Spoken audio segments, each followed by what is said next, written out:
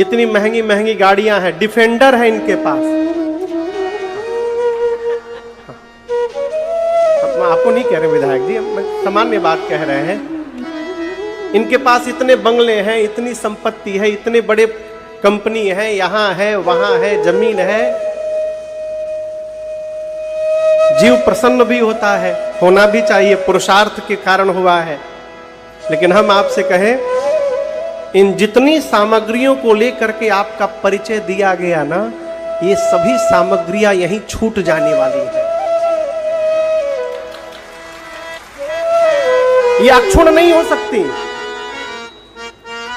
किसी भी मनुष्य का वास्तविक परिचय यदि प्रशंसा किया जाए और आपके बारे में ऐसा कहा जाए, तो आप अपने को धरती का सौभाग्यशाली जीव मानिएगा। क्या आप किसी सड़क से गुजरे और लोग आपको देखकर कहें कि ये भगवान के भगत हैं, भगत जी जा रहे हैं, ये असली परिचय है। क्योंकि ये भक्ति ही ट्रांसफरेबल है।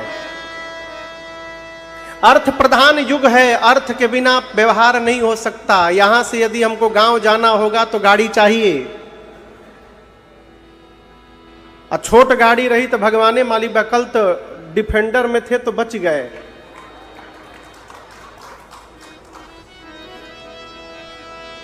एयरपोर्ट से निकले तब तक ये गाड़ी आके मार दी हमको। हमरे यहां चोट लगा, विनय के चोट लगा, इनके बगली का सब सामान गिर गया। वो तो भारी गाड़ी थी तो रुक गया झटका, छोट गाड़ी तो उड़ गई रही। अर्थ प्रधान युग है, अर्थ की आवश्यकता है। लेकिन मेरी प्रार्थना है, अर्थ के साथ साथ बुद्धिमान वही है जो परम अर्थ को भी जमा करता जाए, उसी से उसका परिचय होगा जगत में। सब कुछ छूटी, सब कुछ छूटी। बुझाई ना? भोजपुरी बुझा जाए ना? हाँ हाँ, तब ठीक बात। आपको हम मजे की बात बताएं, अभी हम गुजरात गए थे, तो वहां हमारे दिल्ली के कुछ परिकर लोग, सुल्तानिया परिवार, द्वारिका में राम कथा कराए वो लोग। तो राजस्थान के सब मारवाड़ी लोग, बड़े भगत परिवार। तो एक दिन आकर बोले, महाराज जी वो गाना जरूर सुनाइएगा, खजनवा दे दो। तो हम बोले, अरे आप लोग को ये समझ में आएगा? बोले महाराज जी थोड़ा भी समझ में आएगा, लेकिन बहुत आनंद आएगा, आप सुनाइएगा जरूर। अरे प्रयाग में मेला लगा हुआ है। ये मेला प्रत्येक वर्ष लगता है।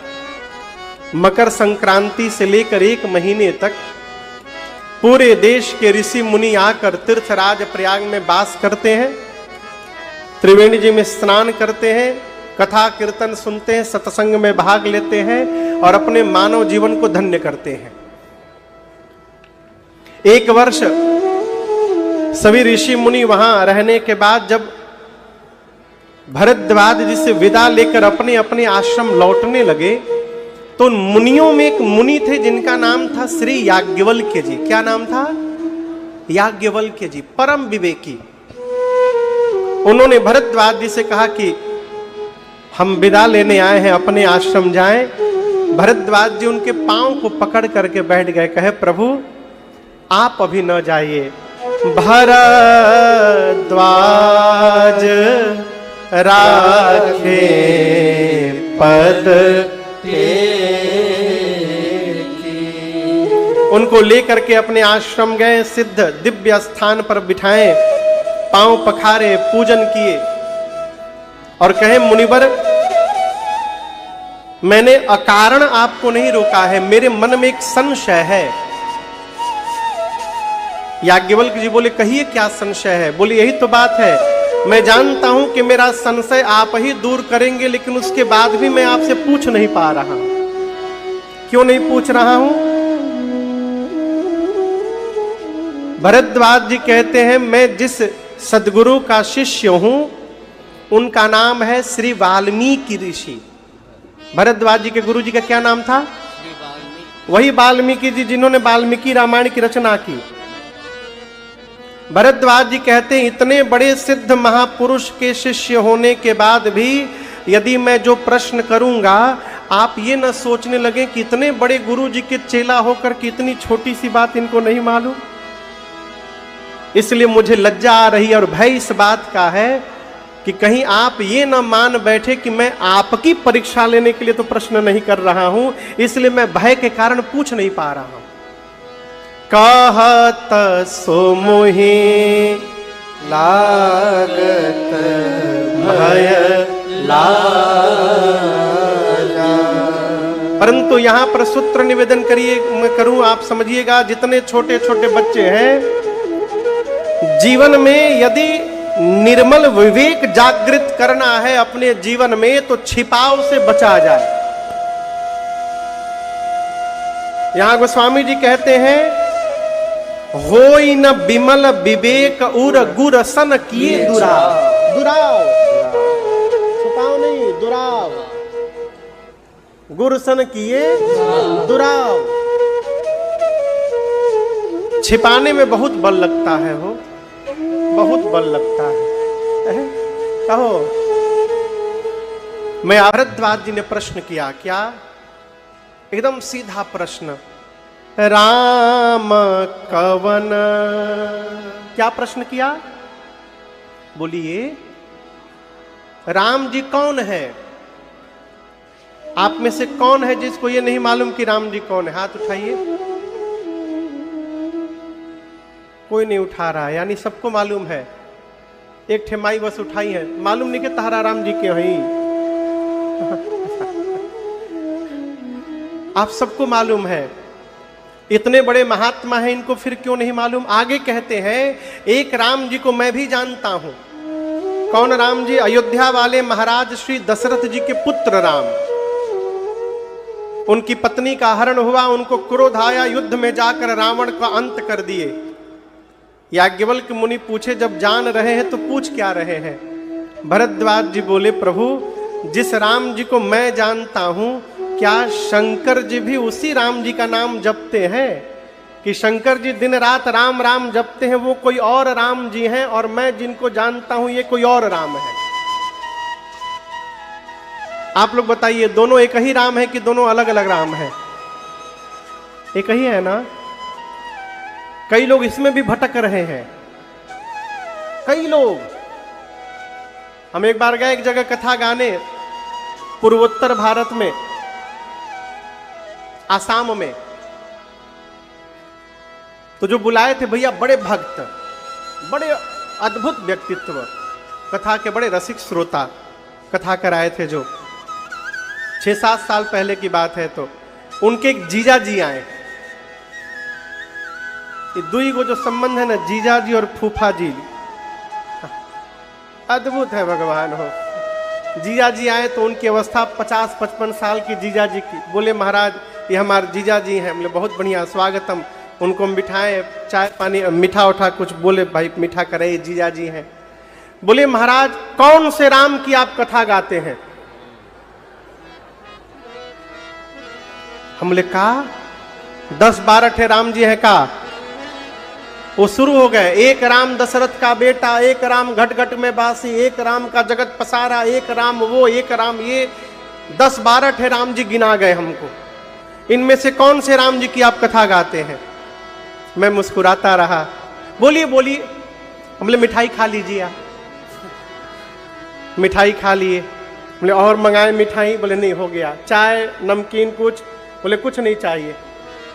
फिर हम बोले गेट खुला है अभी, कमरे का गेट खुला हुआ है, जल्दी भाग लीजिए।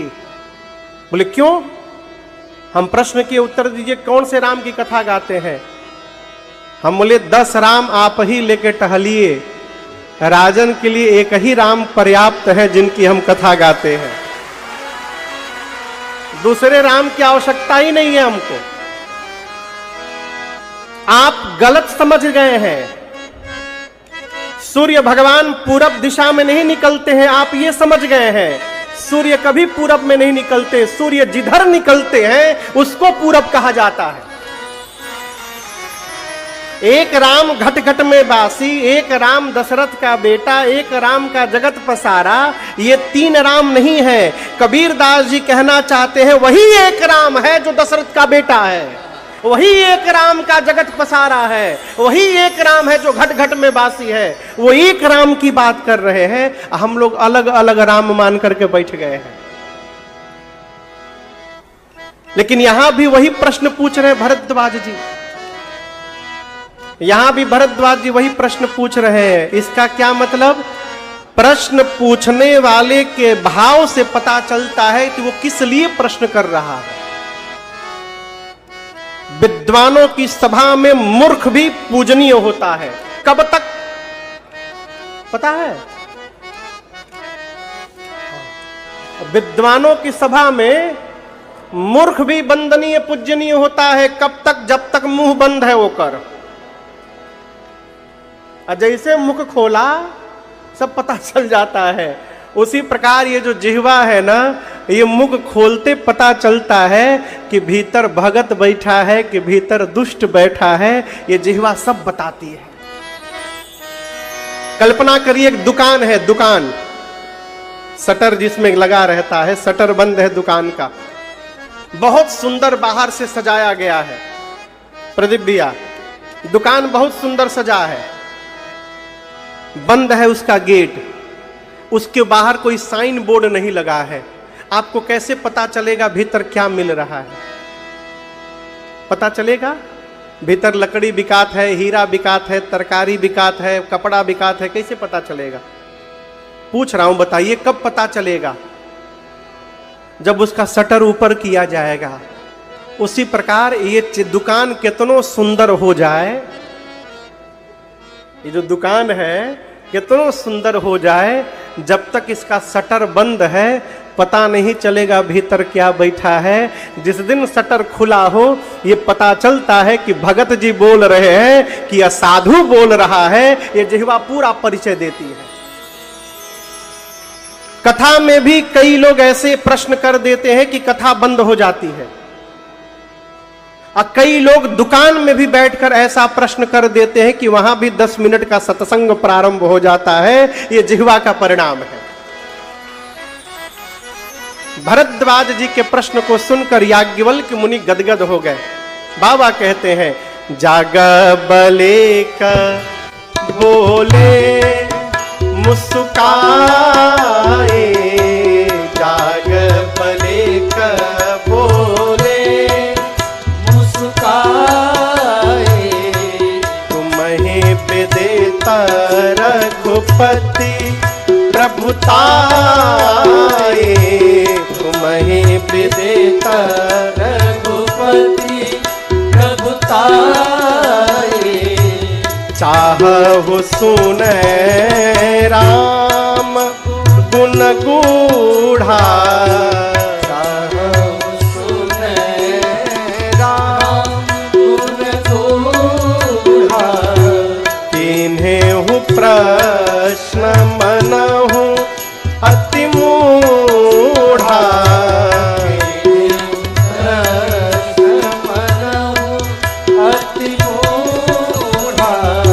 राम भगत तुम मन क्रम बानी, राम भगत तुम मन क्रम बानी, चतुराई तुम्हारे मैं जाने, चतुराई तुम्हारे मैं जाने, चतुराई तुम्हारे मैं जाने, चतुराई तुम्हारे मैं जाने।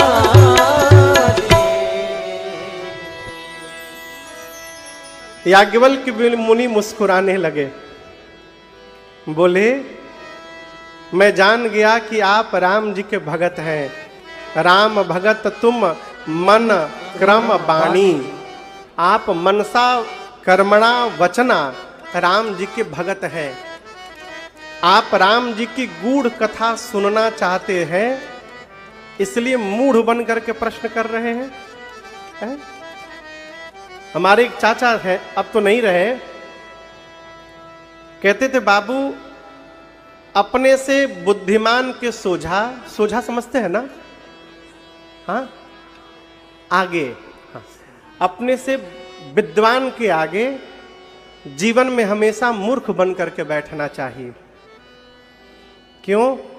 विद्वान के आगे विद्वान यदि बनकर बैठोगे तो कुछ प्राप्त नहीं कर पाओगे, और यदि ये मान लोगे कि हमको कुछ नहीं आता है तो जहां भी जाओगे वहां से ले करके आओगे, खाली होकर के जाओगे तो भर करके आओगे, भर करके जाओगे तो जो होगा वो भी गिरा करके वापस आओगे।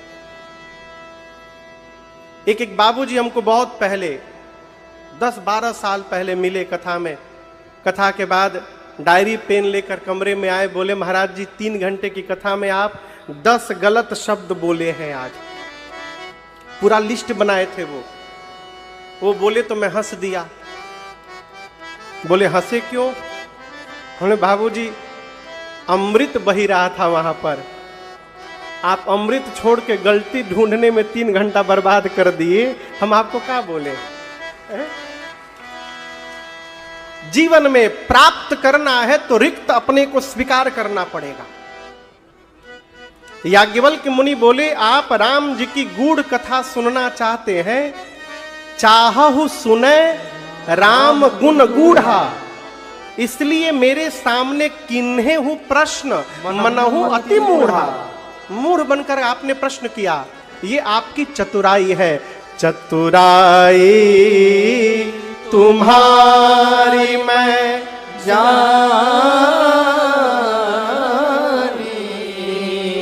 ये चतुराई है। चतुर कौन? जो किसी को ठग ले वो चतुर नहीं, वो महामूर्ख है। जीवन में कोई किसी को नहीं ठगता, हर व्यक्ति अपने आप को ठगता है। आप किसी को ठगेंगे तो वो आपके हमेशा आपसे दूर हो जाएगा, नुकसान आपका हुआ ना, आपके जीवन से एक व्यक्तित्व कम हो गया, आपने अपने आप को ठगा। चतुर वो नहीं, चतुर कौन? जो जीवन की व्यस्तता में होने के बाद भी, नौकरी करने के बाद भी, व्यापार करने के बाद भी, खेती करने के बाद भी सत्संग का जीवन में समय निकाल लेता है, वो इस जगत में चतुर व्यक्ति है। अच्छा आप बताओ, आदरणीय त्रिपाठी जी को, कुमुद जी को क्या पड़ी थी राम कथा करवाने की? क्या आवश्यकता थी? इनको कथा सुननी है, मोबाइल में कथा सुन लेते हैं, अगल बगल हम कहीं ना कहीं साल में 1-2 बार आ ही जाते, वहां जाके सुन लेते। इनको क्यों आवश्यकता थी? यही चतुर व्यक्तित्व है।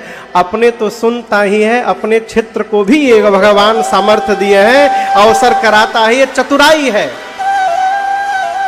गोस्वामी जी कहते हैं चतुर शिरोमणि ते जगमाही, जे मणि लाग सुजतन कराही। राम नाम मणि के लिए जो यत्न करता है वो इस जगत में चतुरों का शिरोमणि है, चतुर शिरोमणि है। याज्ञवल्क्य जी बोले भरद्वाज जी मैं आपको कथा अवश्य सुनाऊंगा, लेकिन उसके पहले बीच में एक दूसरी कथा सुना रहा हूं। और कथा को लेकर याज्ञवल्क्य मुनि कैलाश पर्वत पहुंचे। कहते एक बार त्रेता युग में, किस युग में? त्रेता युग। अभी कौन युग चल रहा है? कलयुग। कलयुग के पहले द्वापर। कौन सा युग? द्वापर के पहले त्रेता युग। एक बार त्रेता युग में भगवान शंकर अपनी अर्धांगिनी सती मैया के साथ, पार्वती मैया के साथ नहीं, किसके साथ? सती मैया। पार्वती मैया ही पिछले जन्म में सती मैया थी। मां सती को साथ में लेकर भगवान शंकर कथा सुनने के लिए कैलाश पर्वत से नीचे उतरे और दंडकारण्य में अगस्त्य मुनि के आश्रम में गए। देखिए, शंकर भगवान को भी प्राप्त करना हो तो नीचे उतरना पड़ा। बिना नीचे उतरे जीवन में कुछ मिलने वाला नहीं है। और एक बात और याद रखिएगा, नीचे उतरना कहां से है? तो अभिमान के पहाड़ से नीचे उतरना है।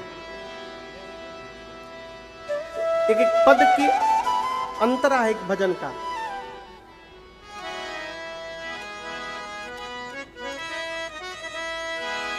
चढ़ोगे हृदय में सभी के सदा तुम। कहां चढ़ोगे? बोलिए। हृदय में। चढ़ोगे हृदय में सभी के सदा तुम, सभी के सदा तुम। चढ़ोगे हृदय में सभी के सदा तुम। कब? जो अभिमान गिरी से उतरते रहोगे, जो अभिमान गिरी से उतरते रहो। बाबा मैया के साथ कैलाश से नीचे उतरकर दंडकारण्य में अगस्त मुनि के आश्रम में गए। अचानक पहुंच गए बाबा। अगस्त मुनि देखे तो नाचने लगे। दिव्य आसन पर बिठाकर पूजन किए, पांव पखारे। शंकर भगवान राम कथा सुनने गए थे। अच्छा आप बताइए, यहां कथा मैं सुना रहा हूं, आप लोग क्या कर रहे हैं? सुनने वाला ऊपर बैठा है कि नीचे? नीचे। सुनाने वाला ऊपर बैठा है। यहां शंकर जी सती मैया राम कथा सुनने गए अगस्त मुनि से। अगस्त मुनि शंकर जी और सती मैया को ऊपर बिठा करके स्वयं पांव में बैठ के पांव धोने लगे। कथावाचक नीचे बैठ के श्रोता का पांव धो रहा है। ये दृश्य देखते सती मैया मन में सोचने लगी, बाबा कहां लेके चले आए, ये कौन सी कथा सुनाएंगे, इनका ज्ञान हमारे ज्ञान से कम है, छोटे हैं अभी ये। कथा के पहले ही ऐसा पूर्वाग्रह मन में बरसा कि 9 दिनों तक राम कथा हुई तो, लेकिन सती मैया केवल बैठी रही, सुनी नहीं कुछ। सुना किसने? सुनी महेश परम सुख मानी। केवल बाबा सुने। लोग पंडाल में आकर भी कथा नहीं सुन पाते हैं। क्यों? व्यवस्थापक लोग बा कि हल्ला करता तो शांत कराई सब है।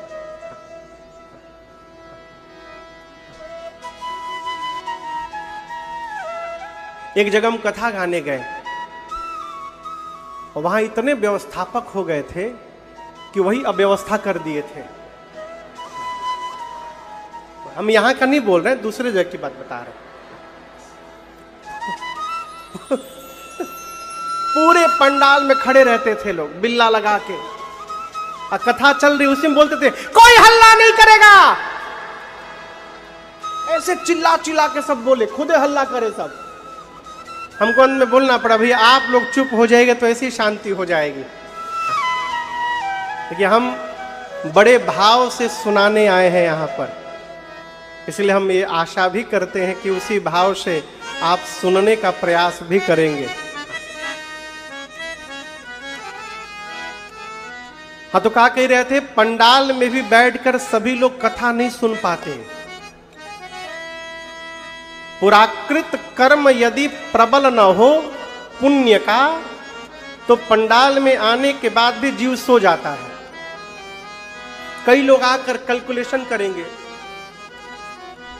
इतना बड़हन पंडाल कितना रुपया लागल हुई है में, बाप रे बाप। हाँ 3 घंटा हिसाबे निकालेंगे, कितना स्क्वायर फुट हुई, कितना रुपया लागल हुई, हम खरीदें तो कितना लाग जाई, साल में कितना बुकिंग हो जाई। बैठे पंडाल में मन भटक रहा है। कथा में पहुंचकर कथा कान में प्रवेश कर जाए और प्रवेश करके मस्तिष्क तक आ जाए, बुद्धि तक आ जाए, ये भगवान की कृपा समझिएगा। अरे कई बार आयोजक ही नहीं सुन पाते। एक आयोजक हमसे आकर सीताराम विवाह के दिन रात को बोले, महाराज क्या चोखी आपने रुक्मिणी विवाह की कथा सुनाई आज। याद है आपको? अब हम इनकर मुंह देखे, ये हमार मुंह देखे। हम सोचे भाई हम तो भागवत जी की कथा गाते ही नहीं है, ये रुक्मिणी विवाह का सुन लिए, आयोजक ही नहीं सुन पाते। सती मैया बैठी लेकिन सुनी नहीं, शंकर भगवान सुने। दक्षिणा के रूप में राम जी की भक्ति देकर मां को लेकर भगवान शंकर आकाश के मार्ग से वापस कैलाश जाने लगे। कौन सा युग था वो? बोलिए। राम जी किस युग में आते हैं? त्रेता युग में। जिस दिन शंकर जी वापस कैलाश जा रहे हैं, राम जी अवतार लेकर उसी दंडकारण्य के पंचवटी में राम जी मैया के साथ थे। और उसी दिन रावण सीता मैया का हरण करके ले गया है। राम जी और लक्ष्मण जी सीता मैया को ढूंढते हुए नीचे रो रहे हैं, ढूंढ रहे हैं। ऊपर कैलाश जाते समय शंकर भगवान मन में सोच रहे हैं, कान को कथा सुनकर धन्य कर लिया हूं, राम जी नीचे लीला में हैं, यदि दिखाई पड़ जाए प्रभु तो आंखें भी धन्य हो जाए मेरी। शंकर भगवान ने जैसे राम जी को देखा, बाबा गदगद हो गए हो। दोनों हाथ उठाकर शंकर भगवान बोल पड़े, बोलिए सच्चिदानंद भगवान की जय। जय सच्चिदानंद भगवान, जय सच्चिदानंद भगवान। ऐसे जय जयकार लगाकर भगवान शंकर आगे बढ़ गए। अब यहां पर दर्शन करिए, पिता पुत्र एक साथ चल रहे हो और पिता किसी को प्रणाम कर रहा है, तो पुत्र को यह सोचने का अधिकार नहीं है कि पिताजी ने इनको क्यों प्रणाम किया। पुत्र को अनुगामी होकर पुत्र को पीछे से प्रणाम करना चाहिए। पति पत्नी कहीं चल रहे हो, पति ने किसी को प्रणाम किया तो पत्नी को ये नहीं सोचना चाहिए कि इन्होंने क्यों प्रणाम किया उनको, पत्नी को भी पीछे से प्रणाम करना चाहिए। शंकर जी के इस प्रणाम ने मां सती को भ्रम में डाल दिया।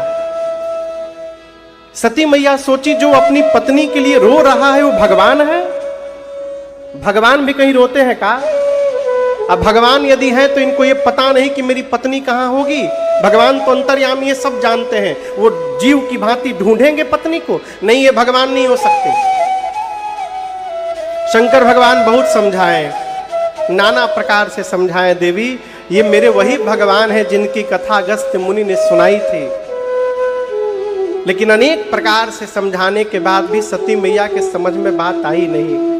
अंत में शंकर भगवान बोले कि जो तुम्हारे मन अति संदेह,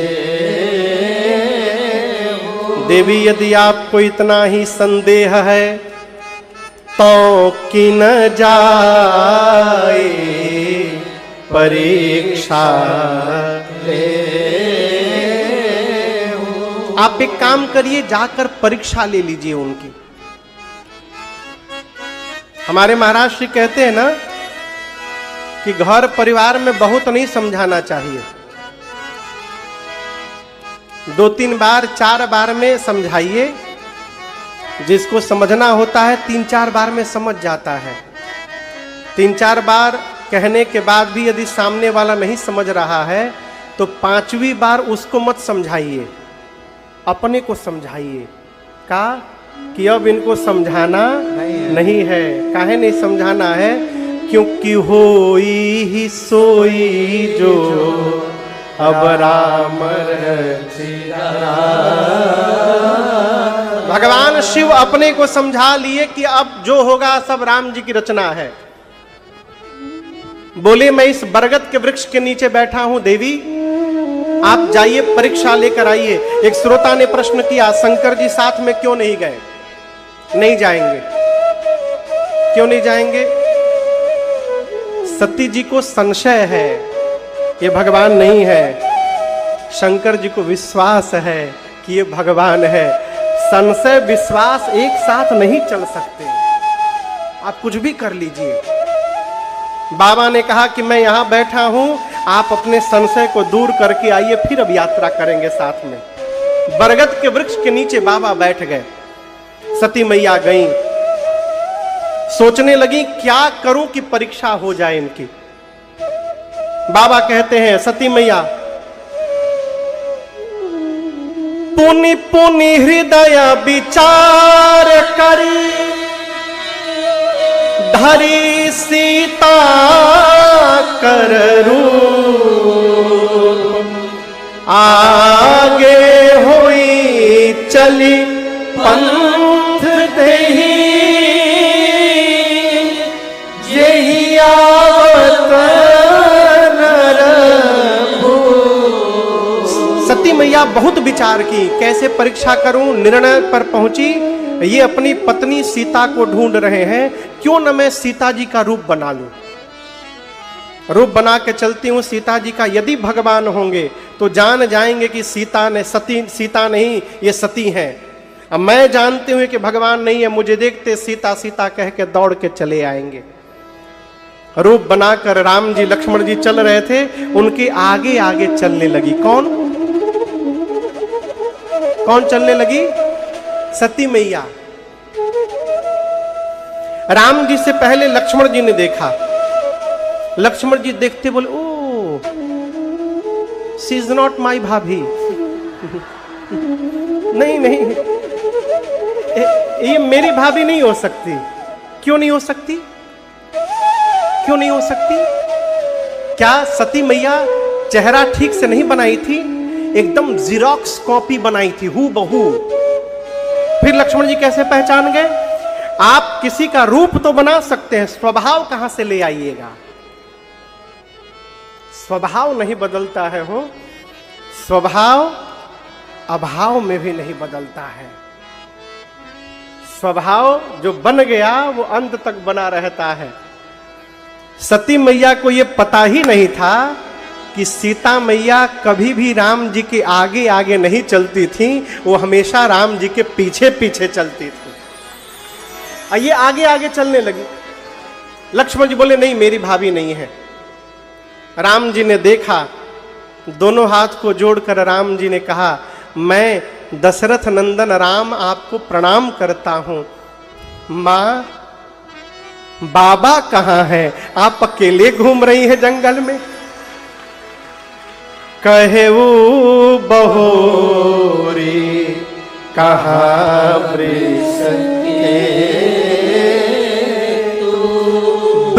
वृषभ केतु। आपको शायद पता हो कि ना हो, सभी देवताओं का एक झंडा है। आप कभी महाभारत देखें टीवी में? सही में तो देखे नहीं होंगे, हम ना यहाँ से देखेंगे। टीवी में देखे हैं ना? हाँ, कोरोना में देखे होंगे। तो जितने योद्धा थे सबके रथ पर एक झंडा लगा है। दूर से झंडा देखकर पता चलता था कि कौन योद्धा आ रहा है। ठीक, कभी विदेश घूमने जाइए ना आप ग्रुप में, जहां 150, 400, 250 लोग कंपनियां लेके घुमाने जाती हैं, तो वहां पर एक गाइड रहता है, वो झंडा लेके घूमता है, आगे आगे चलता है और सारे लोग उसी झंडा को फॉलो करते हैं। कहो, याद है ना?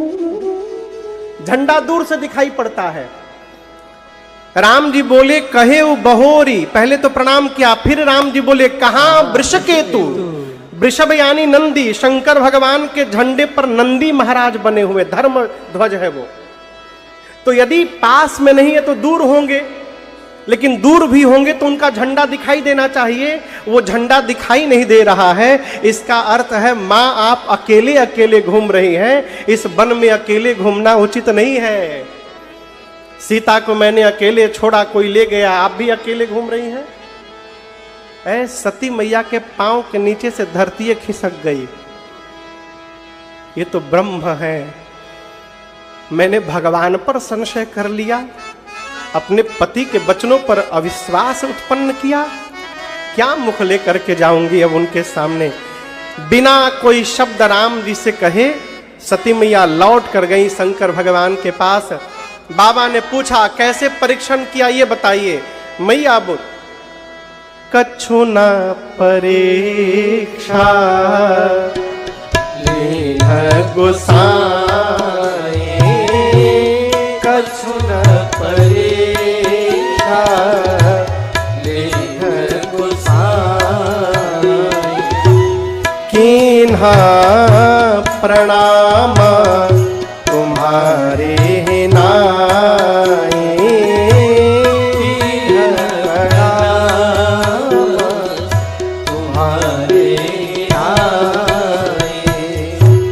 तब शंकर देखे उधरी हरि ध्याना। तब शंकर देखे उधरि ध्याना। सती जो कीन्हा चरित सब जाना। सती जो कीन्हा चरित सब जाना। सती जो कीन्हा चरित सब जाना। बाबा ने प्रश्न किया, कैसे परीक्षण किया आपने? सत्य सत्य बताइएगा। सती मैया किसी से कहिए ना घर में, देखिए सही बताइए, झूठ मत बोली है, एकदम सत्य सत्य बताओ। इसका मतलब सामने वाला झूठ बोलता है। शंकर जी ने कहा सत्य सत्य बताइए, कैसे परीक्षण किया? तो क्या सती मैया झूठ बोलती हैं कि शंकर जी को कहना पड़ा सत्य बताइए? बिल्कुल नहीं। तो शंकर जी ने ऐसे क्यों कहा सत्य सत्य बताइए? देखिए शंकर जी भी परेशान हैं कि आखिर वो विधि कौन सी है जिससे भगवान की परीक्षा हो जाए। भगवान का परीक्षण करना असंभव है। हम आपसे पूछे कि इस पांडाल की लंबाई चौड़ाई जानी जा सकती है? बोलिए हां चाहे ना। हां। अगला प्रश्न, क्यों जानी जा सकती है? बोलिए। निश्चित आकार है, इसके प्रारंभ का पता है और अंत का पता है। जिसके प्रारंभ और अंत का पता हो उसको जाना जा सकता है। भगवान के न प्रारंभ का पता है न उनके अंत का पता है, तो उनको कैसे जाना जाएगा? किस विधि से जाना जाएगा? इसलिए शंकर जी कहते हैं सत्य सत्य मुझे वो विधि बताइए जिससे भगवान का आपने परीक्षण किया। सती मैया सत्य बताना चाहती हैं, परंतु जिस माया का रूप बनाया था ना, उस माया ने सिर पर आसन जमा लिया और उस माया ने मां के मुख से सत्य कहलवा दिया। कछु ना परीक्षा लेना गोसाई। मैंने कोई परीक्षण नहीं किया प्रभु। बाबा बोले फिर क्या किया? मां बोली जो आपने किया। कीन्हा प्रणाम तुम्हारे नाम। जैसे आपने दूर से उनको प्रणाम किया था, मैं भी पास नहीं गई, दूर से प्रणाम करके चली आई। शंकर भगवान मन में सोचे इम्पॉसिबल, हो नहीं सकता। इतना समझाया, समझ में बात नहीं आई। अपने आप बिना परीक्षा लिए चली आई। बाबा ध्यान में गए। ध्यान में जाकर भगवान शिव ने सब देखा। क्या देखा? सती कीन्हा सीता करवे। बाबा ने देखा कि मेरी सती ने मेरी मां का रूप बना लिया। बाबा को इतना कष्ट हुआ शंकर भगवान को। शंकर भगवान उसी समय संकल्प किए मन में कि आज के बाद सती जब तक अपने इस शरीर में है, मेरा और सती का कभी भेंट नहीं होगा। सदैव के लिए शंकर भगवान ने सती मैया का त्याग कर दिया। जैसे बाबा ने मन में संकल्प किया, आकाशवाणी हुई, जय हो जय हो जय हो, बोलिए शंकर भगवान की जय। आकाशवाणी ने जय जयकार किया, कहा हे भगवान शंकर, आपके अलावा ऐसा संकल्प ब्रह्मांड में कोई नहीं कर सकता है। सती मैया सुनी संकल्प। मां बार बार पूछती हैं, प्रभु आपने कौन सा प्रण कर लिया? शंकर भगवान बोले नहीं। सोचे बोलूंगा तो सुनकर कष्ट होगा, मैं अपने व्यवहार से बताऊंगा कि मैंने आपका त्याग कर दिया है। कैलाश गए और कैलाश जाकर शंकर गए। कितने दिन समाधि में रहे पता है? 87,000 वर्ष। 87,000 वर्षों के लिए बाबा मौन हो गए, समाधिस्थ हो गए। सती मैया जान गई बाबा ने मेरा त्याग कर दिया। समाधि से बाहर आने के बाद बाबा राम राम शब्द उच्चारण किए। मां समझ गई, दौड़कर जाकर प्रणाम की। लेकिन आप दर्शन करिएगा, शंकर जी ने सती जी को आप अपने बामांग में नहीं बिठाया। कहां बिठाया? सनमुख शंकर आसन दीन। बामांग में बैठने का अधिकार सती मैया खो चुकी हैं। बाबा ने अपने सामने बिठाया सती मैया को। शंकर भगवान सोचें कि इतने दिनों से अकेली हैं, हजारों वर्षों से, बड़ा दुख झेली होंगी। इनकी दुख को कम करने के लिए इनको कथा सुनाता हूं। लगे राम जी की कथा गाने शंकर भगवान। आपको बताऊं, उसी समय सती मैया के पिताजी, जिनका नाम था दक्ष, क्या नाम था? दक्ष को ब्रह्मा जी ने बहुत बड़ा अधिकार दे दिया। उनको सभी प्रजापतियों का राजा बना दिया। अधिकार मिलने के बाद एक वस्तु का और आगमन होता है, जानते हैं क्या? हाँ, पता है क्या है? अभिमान। ये बड़ा खतरनाक विषय है। अधिकार जीवन में प्राप्त हो जाए, पद यदि प्राप्त हो जाए तो अभिमान अवश्य आता है, अच्छे को आ जाता है। इससे बचने का उपाय क्या है? जीवन में कुछ भी प्राप्त हो जाए ना, ये मानिए ही मत कि आपकी तपस्या का परिणाम है। आप ये मानिए कि ये भगवान की कृपा से प्राप्त हुआ है। कभी अभिमान नहीं होगा। हाँ? होता क्या है? होता क्या है?